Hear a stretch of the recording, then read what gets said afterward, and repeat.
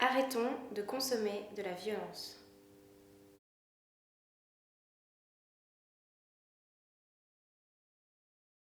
J'ai eu la chance de naître par césarienne.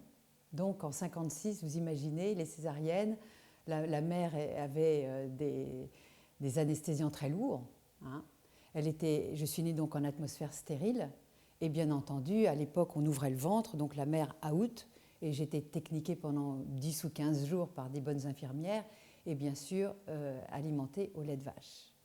Et quand on sait l'importance de la naissance, quand on connaît maintenant, grâce aux travaux du docteur Gernez et à d'autres personnes, que le milieu doit être justement, on va bénéficier non seulement de la flore de sa mère, mais aussi de la flore environnante qui va créer ce qu'on appelle la flore commensale et votre microbiote, eh bien, comprendre que vous naissez dans une atmosphère stérile. Stérile, ça veut dire quoi? Ça veut dire mort.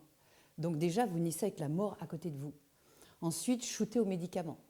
Ensuite, élevé avec un lait qui est fait pour faire grossir de 200 kg un veau en 8 mois, alors que nous, on vous demande de doubler notre poids, c'est-à-dire de passer de 3 kg, 3,5 kg à éventuellement 8, mais pas 200.